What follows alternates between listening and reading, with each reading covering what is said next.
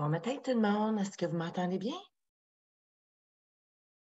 Yannick, est-ce que tu es là?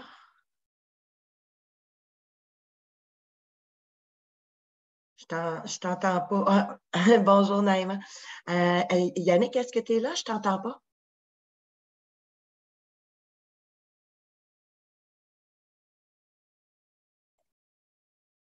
Yannick, est-ce que tu m'entends?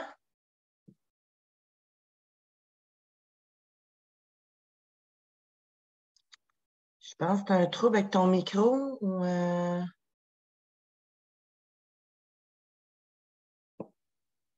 Monsieur Lagadec. C'est-tu un trouble avec ton casque d'écoute ou Pardon. Je t'entends pas, Yannick.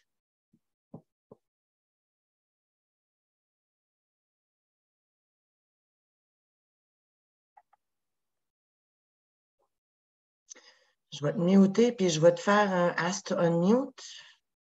OK. Qu'est-ce qui se passe? Je t'entends, là, c'est bon. Parfait. Donc, alors, bienvenue tout le monde à notre pause café trucs et astuces pour Allô? SAP Business One. Oui, Yannick, je t'entends, c'est bon. Bon, ça va être bon. La misère avec le casque d'écoute un matin. Oui, un petit peu. C'est correct. En tout cas, si tu as un problème, je vais te reflaguer. Non, c'est bon, c'est bon. Je ne sais pas pourquoi mon système, il détecte deux Jabra, puis un marche, l'autre pas. Bizarre. OK. C'est bon. Donc, tout le monde, je vous présente Yannick Lagadec, qui est consultant chez nous, chez Forgestic. Et ce matin, il va nous montrer à faire la configuration de la détermination des comptes de grands livres. Alors, merci Yannick. Oui. Ben, bonjour tout le monde. Oui, alors je vais arrêter le PowerPoint. Oui, puis enlever le mute, pas le mute, mais le pause. OK, parfait, tout est bon. Oui. OK, donc, on va ton SAP. Bon, parfait. OK, je vais juste aller dans choisir le bon, là, parce que j'en ai deux d'ouverts. Bon, alors, bon, OK. Au niveau là, de la détermination de compte dans SAP, il faut savoir qu'il y a il y a deux systèmes, en fait, il y a deux façons de faire. Par défaut, il y a la détermination de base qu'on retrouve quand on fait la configuration d'un client, pas ici, mais dans l'initialisation de système A. D'ailleurs, excusez, je vais mettre ça en français. Ça, en français.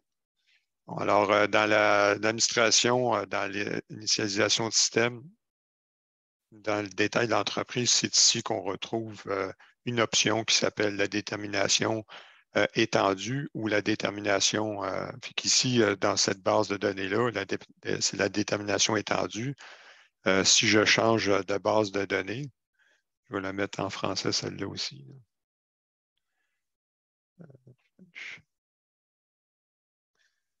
On retrouve une détermination régulière. Hop, excusez. Alors, ça n'a pas été, il n'est pas activé. Fait qu'on va voir la différence. Que quand on est dans une détermination régulière, il n'y a pas de règles. On ne peut pas établir de règles complexes. Alors, quand on va ici dans les définitions au niveau de la gestion financière, dans mes liens comptables, je n'ai pas de critères autres que au niveau des ressources, on peut établir des critères, mais je n'ai pas d'autres critères que les critères de base dans SAP. Ici, quand je m'en viens ici, ça, c'est vraiment ici qu'on retrouve les comptes de grands livres par défaut pour chacun des modules, les ventes, les achats, les comptes plus généraux, entre autres les comptes les bénéfices non répartis. Celui qui est vraiment très, très important, c'est celui qui touche tout ce qui touche les inventaires, parce que c'est ici qu'on va retrouver tous nos liens comptables quand on fait des transactions de stock. mes comptes d'inventaire, mes comptes de variation, mes comptes de gains et de pertes. C'est quand on fait des ajustements au niveau du prix, au niveau des quantités, quand on fait notre décompte d'inventaire, c'est ici que lui, il retrouve ses comptes de base. Et je n'irai pas dans les ressources parce que là, on tombe dans de la production et tout ça, mais c'est ici qu'on retrouve aussi les comptes quand on utilise des ressources dans la production, c'est les comptes que le système va. En fait, il va créditer.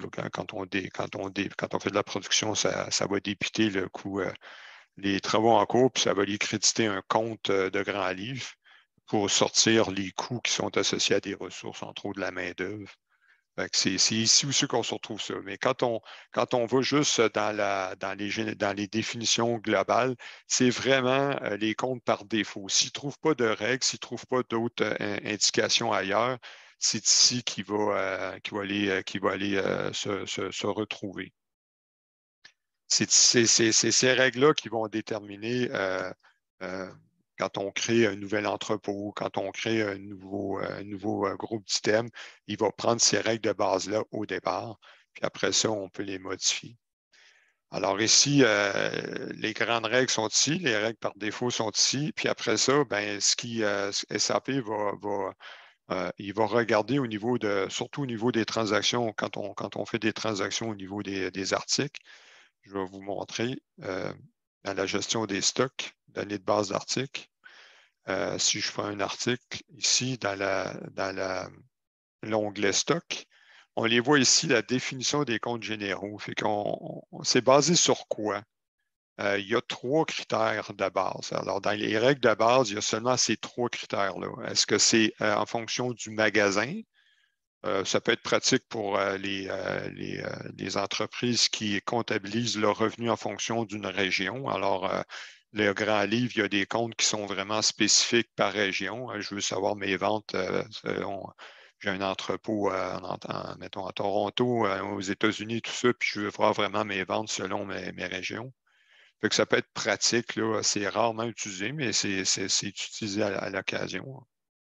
D'ailleurs, j'en ai fait un cette semaine. C'est exactement ce qu'ils font en fonction de la destination d'où partent les produits. Selon le groupe d'articles, fait qu'en fonction de tel article, mon grand livre il est spécifié, mettons, par ces groupes-là, mes ventes de produits A, mes ventes de produits groupe B. Mon grand livre il est structuré de cette façon-là. Donc, je veux voir ma répartition de mes ventes, coût des ventes en fonction de mes grandes catégories d'articles. Ou je peux le faire au niveau de l'article même. Fait que là, on tombe vraiment dans quelque chose, comme on peut voir, si on part d'un trait global, un petit peu plus détaillé, puis là, on tombe vraiment, c'est le niveau le plus détail possible. C'est-à-dire, si je le prends au niveau de l'article, ben, il faut aller dans chaque détermination. Ici, j'en montre juste 3, mais on a vu tantôt l'onglet de base, il y a à peu près une vingtaine de comptes à spécifier. Donc, il faudrait que j'y aille vraiment spécifier au niveau de l'article. Il faut que j'y aille compte par compte ou grande catégorie, catégorie par catégorie, puis entrepôt par entrepôt.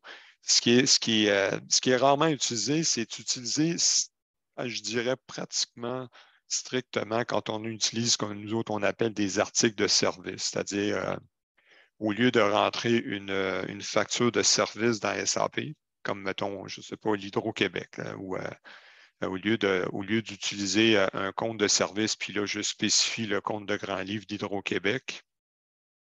Entre autres, j'ai un article freight, mais si je faisais un achat, une facture fournisseur, tout le monde sait qu'on a des types de transactions. C'est soit ce type article ou type service.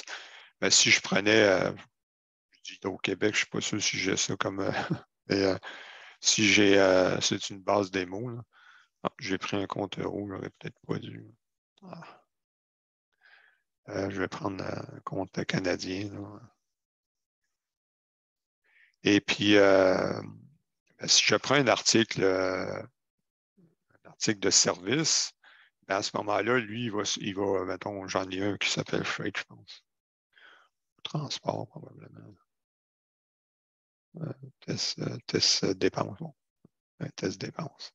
Fait que lui va aller spécifier directement dans mon compte dépenses direct sans être obligé de. Autrement, ben, si je prends un type service, il faut que je spécifie manuellement c'est quel mon compte qu'il faut que j'aille choisir. Donc, c'est très pratique quand on veut éviter les erreurs. On a souvent une dépense qui revient constamment. Fait qu'on peut juste choisir la dépense en question. Mettons, électricité, ça va dans le bon compte. Fait que c'est pratique pour ça, les comptes. Créer un article qui n'est pas vraiment un article d'inventaire. Il n'est pas géré en stock, il va juste être un article ce qu'on a acheté. Fait qu'on appelle ça des articles services. Fait que au niveau de l'article, c'est surtout utilisé pour cette façon-là. Je vais vite. Alors, quand on sait qu'on a ces trois critères-là qui sont associés à nos articles, ici, on a vu nos définitions générales au niveau de l'entreprise, mes liens comptables au niveau de l'entreprise comme telle. Mais après ça, il faut que j'utilise ceux qui sont associés à mes entrepôts si jamais des articles qui sont gérés en fonction de l'entrepôt ou ceux qui sont gérés en fonction du groupe d'items. On va les retrouver aussi dans les définitions, mais il faut aller dans la section gestion d'inventaire, gestion des stocks. Et là, je vais retrouver mes liens comptables aussi au niveau du groupe d'articles. Fait que chaque groupe d'articles, j'ai mes liens comptables qui touchent vraiment juste ma section inventaire stock. À ce moment-là, mes accessoires, ils s'en vont dans un compte de revenus vraiment spécifique. Là, je ne sais pas si j'en ai d'autres, mais je pourrais à ce moment-là spécifier pour chacun de mes groupes d'articles un compte de grand livre. Là, supposons comme les printers, ici, je pourrais mettre ça dans un compte à part, ainsi de suite. Ça peut être la même chose au niveau du coût des ventes. Et c'est surtout là, c'est surtout au niveau des dépenses, les revenus puis le coût des ventes qu'on va jouer avec les comptes. Je dirais la grande majorité des clients, quand les gains et les pertes au niveau des articles sont souvent comptabilisés dans des postes identiques, sauf qu'ils ont un compte de gain, un compte de perte. Mais mes variations de change aussi vont aller là-dedans. Donc, c'est ici que je vais spécifier vraiment mes liens comptables qui sont associés à mon groupe d'articles. Donc, c'est important de le faire parce que SAP, il ne saura pas autrement quand on choisit un article dans quel compte ça va. Alors, on a mes liens comptables au niveau des groupes d'articles. Et puis, si je m'en vais au niveau de mes magasins, j'ai exactement le même tableau. Où ce que là, si je choisis un article, puis que je prends mon entrepôt 01, bien, il va savoir, bien, ça s'en va dans tel. Si l'article est géré par entrepôt, il va aller suivre ces règles-là. Il n'ira pas en fonction du groupe d'articles, parce que je lui dis de regarder c'est quel entrepôt que je livre mon produit ou que je fais ma vente, ou même au niveau des achats. Il va regarder vraiment au niveau du groupe de l'entrepôt à ce moment-là. Donc, mes liens comptables sont c'est les règles de base. Il n'y a pas vraiment d'autres règles. Il n'y a pas d'autres endroits à aller chercher. Vraiment, les définitions se trouvent au niveau des liens comptables au niveau général, là, des définitions au niveau de la gestion financière au niveau de l'entreprise. Puis après ça, j'ai des règles qui sont associées à mon entrepôt, puis il y a des règles qui sont associées à mon groupe d'articles. Et si je le fais au niveau de l'article, ben, c'est au niveau de ma gestion des stocks. Donc, c'est trois endroits qu'on peut faire nos liens comptables. Il n'y a pas d'autres endroits que ça quand on a les règles de base. Là, après ça, ce qui arrive, c'est que beaucoup de clients vont avoir dit ouais, c'est bien beau, là, mais moi, mon grand livre, j'aime ça savoir que quand je vends un groupe d'articles, je vais avoir une combinaison. Là. Je veux pas juste que ça va dans un compte de grand livre, mettons groupe A, mais je veux savoir, ouais, mais quand je vends à tel client, c'est un client aux États-Unis, je veux savoir, ben, c'est des ventes aux États-Unis. Donc, mon grand livre va être, c'est sûr que quand je vais dans mon plan comptable, ben, c'est sûr que ça va suivre ça. Mais comme on voit ici, là, j'ai du domestique, tout ça. Bon, ben, j'aimerais peut-être plus distribuer mes ventes, coût des ventes, en fonction pas juste du groupe d'articles, mais une combinaison groupe d'articles puis de clients. Parce que mon client est aux États-Unis, ben, j'aimerais ça le voir, mettons, mes revenus aux États-Unis. Puis là, j'ai juste là, il est juste séparé par région là, dans cette base de démo-là, mais je pourrais avoir toutes sortes de combinaisons pour dire, bon, ben, quand je vends à tel groupe d'articles aux États-Unis, je veux que j'utilise un compte qui est différent de celui que quand je vais au Canada. Alors ça, c'est un exemple simple, mais on ne peut pas le faire. On peut pas le faire avec les règles de base de la SAP. À ce moment-là, il faut activer ce qu'on appelle les règles étendues.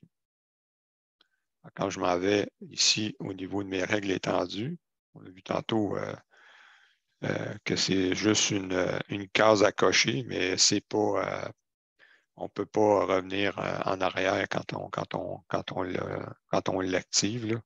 On ne pourra pas revenir en arrière. Là, ici, je l'ai fait ce matin, donc mais, quand on va commencer à poster des transactions, on ne pourra pas revenir en arrière sur ces règles-là. Mais ça donne beaucoup plus de possibilités. Alors, quand on va voir dans les définitions encore, on va voir dans la gestion financière. Dans mes liens comptables, il y a une ligne qui s'est rajoutée. Ça, ce n'était pas là avant, parce qu'ici, maintenant, il faut que je lui donne des critères de détermination. Il faut que je lui dise comment je vais établir mes règles. Alors, quand je clique là-dessus, par défaut, étant donné que je l'ai copié, j'ai fait une copie de mon autre base de données. Là, c'est sûr que j'avais des règles qui touchaient à la fois mes groupes, mes codes, puis mes entrepôts. Donc, par défaut, il les reprend. Là. Fait que c'est mes règles de base, mon entrepôt, mon code, puis mes groupes. Mais je peux en rajouter une combinaison. Je pourrais dire, bon, ben, quand je vends à tel État, quand je vends à tel pays, ben, je voudrais pouvoir les utiliser à ce moment-là. Je pourrais utiliser un autre compte de grand livre. Je peux même, je me souviens plus exactement à quelle version c'est apparu, mais ça n'a pas toujours été là. Mais maintenant, on peut même rajouter des champs personnalisés. Donc, si on a des champs personnalisés qui sont au niveau de mes transactions, je peux même aller à ce niveau-là de prendre des champs personnalisés pour déterminer mes règles. Donc, ça peut être très pratique là, pour si certaines de ces règles-là ne font pas partie, entre autres, un type de commande. Un type de commande dans SAP, ce n'est pas un champ qui existe. C'est un champ souvent qu'on va créer chez des clients en disant, bon, ben, ça, c'est une commande, je ne sais pas, on peut créer toutes sortes de types de commandes, mais en fonction de ce type-là, je veux que mon grand livre je veux que ma distribution aille dans un autre compte. À l'époque où je travaillais, il y avait des saisons, donc ça pourrait être des saisons de booking puis des saisons de repeat, en bon français, là, de rapprovisionnement. Alors, les clients, à ce moment-là, on pourrait dire, bon, ben, mes ventes, j'aime ça les analyser en fonction de qu'est-ce qui vient de mon booking puis qu'est-ce qui vient de mes repeats.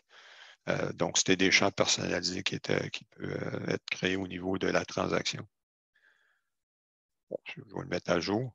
Donc, si je m'en vais dans mes liens comptables, on voit que le tableau ici est relativement similaire, mais pas tout à fait, parce que ici, on peut voir qu'il y a une colonne qui s'appelle règles étendues.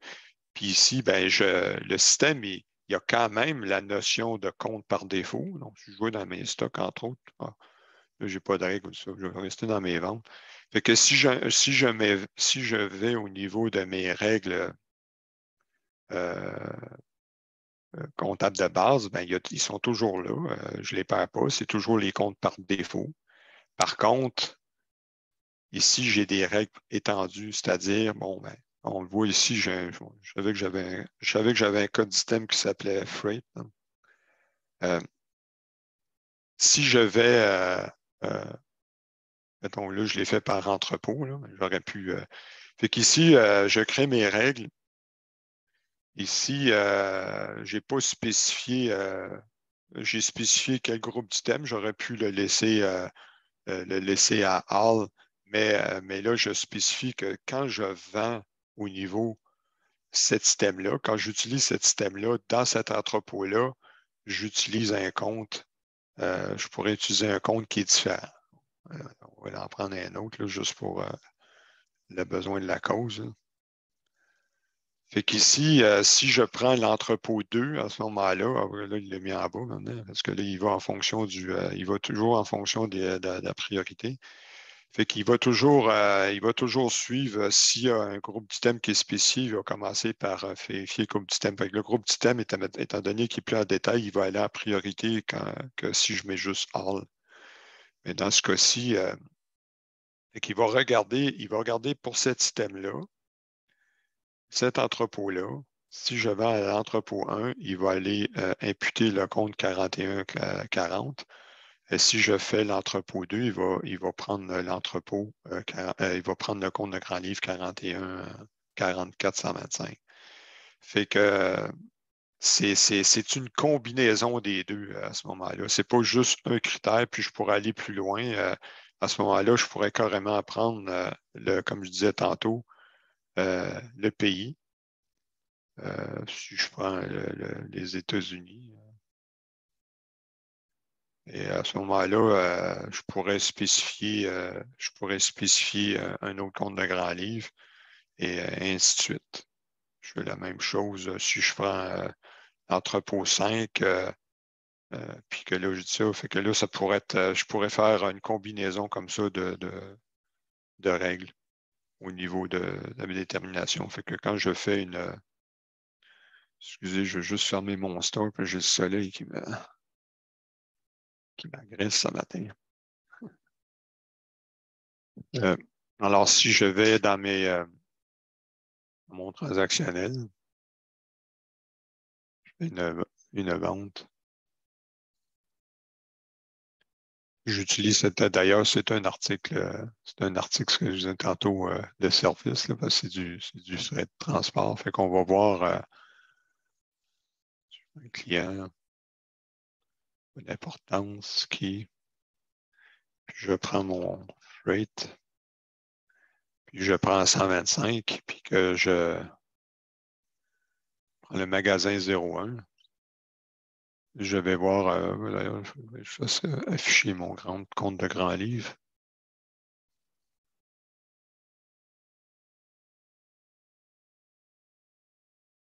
On va voir qu'il va dans le 41 110. Si je change pour 0,5, il va changer pour 44 125. Fait qu'on voit que vraiment, il suit les règles que j'ai établies à ce moment-là.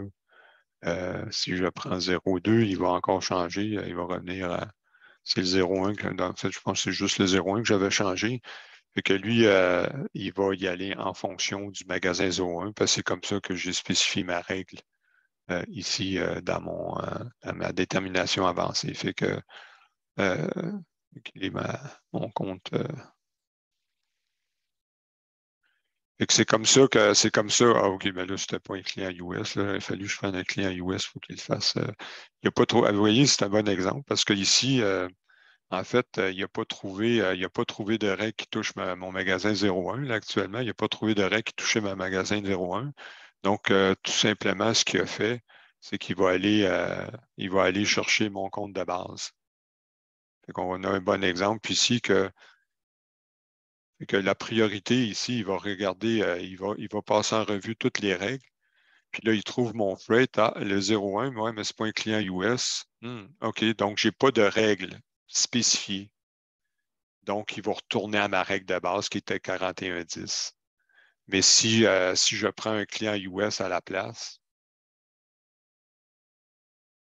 il va me demander le taux de change. On va rendre 38, puis combien c'est rendu. Ben là, et c'est ça, on voit là qu'il prend le 41. Fait que là, on va prendre le freight. Oh, il a changé. Ah, il n'a pas changé. Ah, il l'avait changé. Alors, si je prends mon 02, je vais reprendre 01. Que là, il devrait aller chercher mon compte. Mais je ne l'ai peut-être pas enregistré tantôt. Il va aller chercher ma règle comptable de mon client. Il ne doit pas être bonne adresse.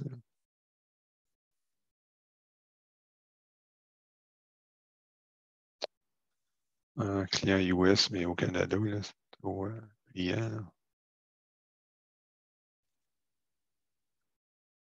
On va le mettre dans la bonne. De quoi?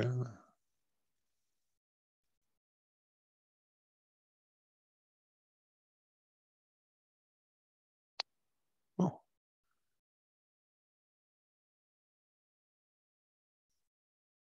On va mettre n'importe quoi, là. C'est des règles qui ont été mises. Là, si je rentre encore mon.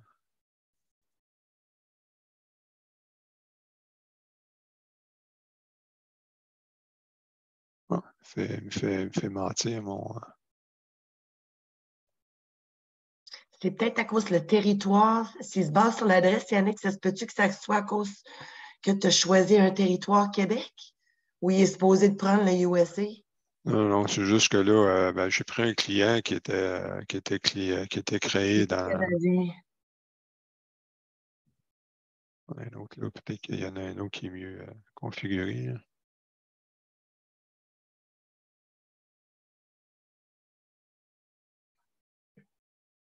Mon Dieu, c'est quoi cette affaire-là? Là?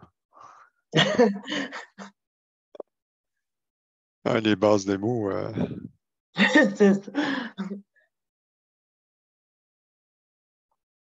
Il faut que je fasse le build tout aussi. C'était là. Ouais, les deux, là.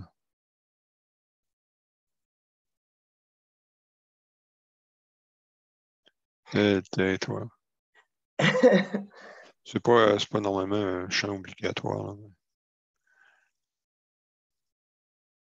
Bon. Alors là, si je prends mon numéro freight encore, je prends mon magasin. Bon, mais il me fait mentir, là.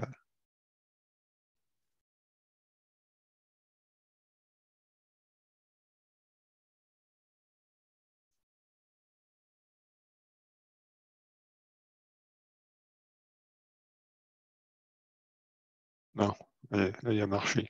Donc, fait que, c'est parce que j'étais déjà dedans. Fait qu'on voit ici qu'il a respecté ma règle.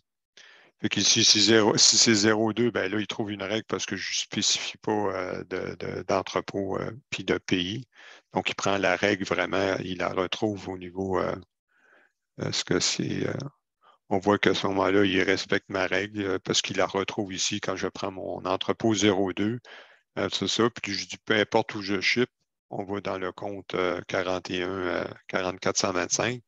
Par contre, quand je vais aller aux États-Unis, si jamais je prends le 01, ben là, c'est un client US. Fait que là, il va aller prendre le 44 comme je suis spécifié dans ma règle ici. Ouais, c'est intéressant, ça. OK. Yannick, as-tu un document ou quelque chose de SAP? Je ne sais pas si on peut trouver ça sur SAP Help sur leur site web ou si tu as un document que si un client me demanderait de Je consulter regardais. un PDF. Ouais, si tu aurais de quoi, envoie-moi là si tu trouves de quoi. Oui, ben, je vais voir dans les guides les how-to. C'est possible, par contre, que c'est disponible seulement en anglais, mais Oui, souvent. oui, je vais fouiller là, si je trouve de quoi, entre autres. Non, ce serait le Euh, fun à voir. Merci, Yannick. je vais regarder si j'en ai un document tout de suite comme ça, là, mais oui, j'en ai un, oui, j'en ai un. Mais c'est le default. Je ne sais pas s'il y a le advance là-dedans. Ah oui, je l'ai. Ah, super. Ah, il y en a un document. Je vais vite, vite comme ça, là. Fait que je pourrais, oui, je peux l'envoyer si les clients qui veulent l'avoir, il y a un guide assez complet là, qui explique pas mal tout ce qui est le Advanced. Ben, c'est comme je dis, il est disponible en anglais. En fait, Oui. c'est un document, document de présentation. Là. C'est un document avec des exemples et tout ça. C'est pas vraiment un- Je veux dire, c'est pas un guide, là, ce Pas qu'on un appelle manuel. les how-to, là, Ouais. mais il donne pas mal d'explications quand même. On peut suivre ça puis se diriger OK. si Ça c'est pourrait faire demandé, la là. job, ça au moins en attendant. Fait que si quelqu'un le veut, là, envoyez-moi un courriel tracy@forgestic.com. Puis je vous le partagerai quand j'aurai en ma possession.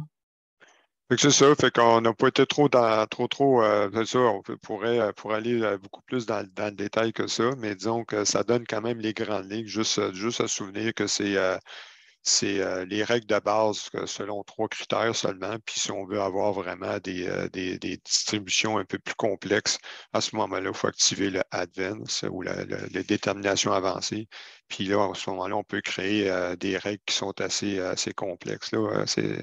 Ça fonctionne très, très bien. Non, c'est bien ça. Est-ce que quelqu'un qui a des questions? Vous avez le chat box, là. Je pense que c'est rendu Q&A, là, la zone pour poser des questions en bas, là. En tout cas, si vous avez des questions, gênez-vous pas. Pendant qu'on a encore Yannick avec nous. Ouais, c'est pratique aussi de savoir, bon, c'est rarement utilisé, mais qu'on peut avoir des règles qui peuvent changer d'une année à l'autre sans affecter.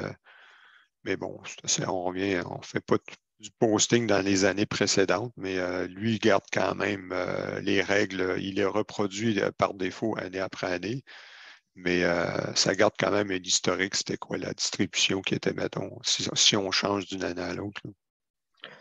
Moi, j'ai des questions ici, Yannick. Naïmon me demande, est-ce possible de créer une nouvelle règle et nous montrer comment? Ben oui, il a trouvé une nouvelle règle. En fait, on peut aller, soit on va directement ici dans Étendu. Étendu, on va toutes les voir, nos règles, quand on clique sur ce bouton-là. Puis tout simplement, on lui donne le code qu'on veut. Alors, supposons là, je suis rendu à 8.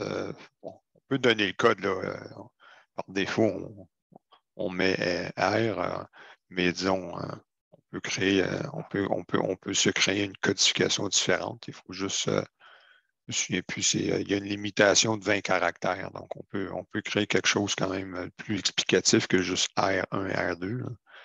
Puis ici, ben, on fait tout simplement dire, bon, ben, c'est quel groupe d'items. Fait que supposons, je dis, OK, ben, ça, c'est mes cigares.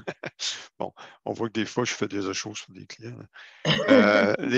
Mettons des printers. Puis là, je dis, bon, ben, les printers, je ne spécifie pas, mais je pourrais dire, bon, ben, ce printer-là, lui, c'est les 3 printers qui font partie, mais si je ne spécifie rien, tout ce qui fait partie de ce groupe-là, je pourrais spécifier à ce moment-là pour tous les entrepôts, euh, puis pour tous les pays, que ça aille dans un compte à part.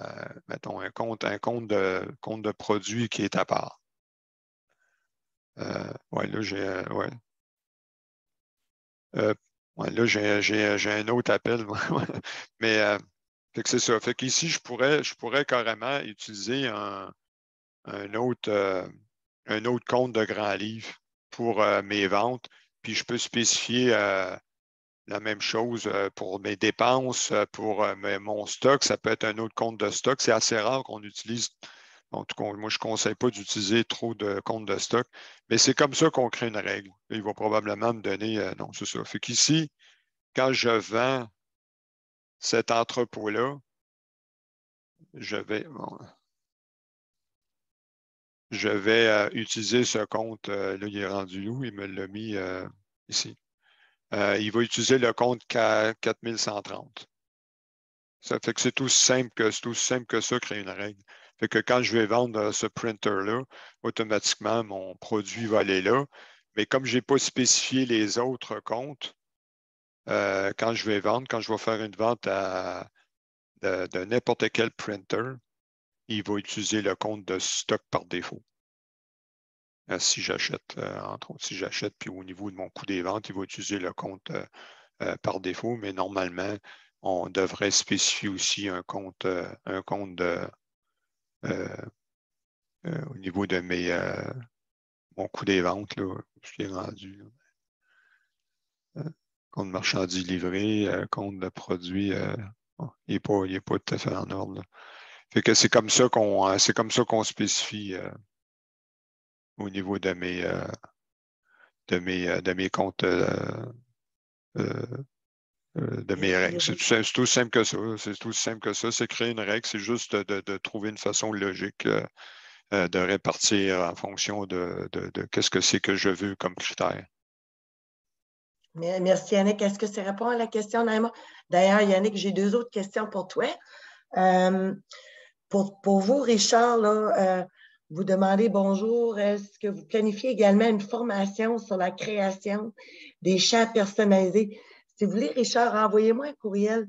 Je pense qu'on a déjà couvert un webinaire là-dessus qui date un peu, là, mais envoyez-moi un petit courriel, puis je vais vous envoyer un lien là, pour un webinaire qu'on a déjà couvert là-dessus. Naïma, le premier formulaire où on peut utiliser une UDF, je vais vous laisser débloquer si vous voulez jaser parce que vous allez peut-être mieux spécifier la question, Naïma, un petit peu. Ask to unmute. Vas-y, vous pouvez poser votre question à Yannick. Oui, allô? Je pense que mon unmute, ask to unmute. Voilà. Vous m'entendez comme ça? Oui, ça va. On entend, oui. Bonjour, ça va, vous allez bien? Oui, ça va, oui. Merci pour la démo, c'est vraiment intéressant. Juste une question. Quand on a commencé avec les règles étendues, on avait parlé de critères de détermination avec UDF, par exemple. Elle a été rajoutée dans une version. S'il vous plaît, vous pouvez encore nous montrer ça? Comment créer, par exemple, une nouvelle basée sur une UDF? Oui, bien, c'est tout simple. En fait, nos critères, ils deviennent, bon... Juste un petit exemple. Oui, c'est ça. Fait qu'ici, dans mes définitions, quand je m'avais dans mes liens comptables, les critères de détermination, je pourrais à ce moment-là prendre un UDF. Là, ici, j'en ai dessus Internet Sales. Ah, ici, au niveau des articles. Bon, j'en ai un ici qui document marketing, là, écoute, OK. Mettons, je ne sais pas à quoi il sert, là, lui, il ne me souvient pas, parce que ça, c'est des fois, on fait ça, puis... Mais c'est au niveau de l'article, j'ai spécifié que c'est des ventes, c'est un article qui doit se vendre sur Internet. Fait que là, je pourrais dire, oups, ça fait partie de mes critères de sélection. Fait qu'on va voir, c'est probablement un UDF qui se trouve ici au niveau de l'article. Alors, si j'affiche mes UDF, il doit être ici. Fait que ici, yes ou no. Bon. Fait qu'ici, on voit que j'ai tout simplement, c'est un champ qui, c'est oui ou non. Est-ce que ça se vend sur Internet ou ça ne se vend pas sur Internet? Bien, lui, il pourrait, à ce moment-là, je pourrais carrément déterminer ma règle en fonction de ça. Fait que si je retourne, supposons que je dis, bon, ben moi, je sépare mon grand livre en fonction si c'est des ventes internes ou des ventes Internet. Alors, quand je m'en vais dans ma définition, puis que je veux me faire une nouvelle règle, mettons, on va juste se focuser au niveau des ventes, là. Parce qu'il y a... Alors, supposons que j'en crée une autre. Puis que là, je lui dis, ben, à ce moment-là, mon groupe d'items, je lui dis, bon, ben, mes PC, mettons, on dit mes PC, je vends ça sur Internet. Puis là, je lui dis, bon, ben, si c'est vendu en fonction, on le voit ici, mon nouveau critère vient d'apparaître. OK? C'est une nouvelle colonne qui va s'ajouter. C'est une nouvelle colonne. Fait que si c'est oui, ben, à ce moment-là, je lui dis, ah, ben là, va ça. Puis si c'est non, ben, automatiquement, il va retomber dans une règle. S'il trouve une règle qui touche mes printers ailleurs, il va utiliser la règle qu'il va trouver ailleurs. Parfait. Merci beaucoup. C'est tout simple que ça. Merci. Ça répond vraiment à la question. Merci. Bon. Merci, Yannick. Est-ce qu'il y a d'autres questions? Il n'y a pas d'autres questions. Ben, un gros merci, Yannick. C'est à moins que tu avais encore quelque chose à nous montrer. On aime toujours ça. Non. Pour l'instant, ça couvre quand même l'essentiel. C'est une bonne base de ça. Oui. Exactement.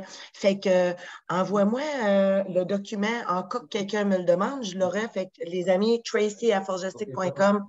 Puis voilà. Fait que Yannick, un gros merci. Parfait, c'est bon. Bonne journée. Merci tout le monde. Merci.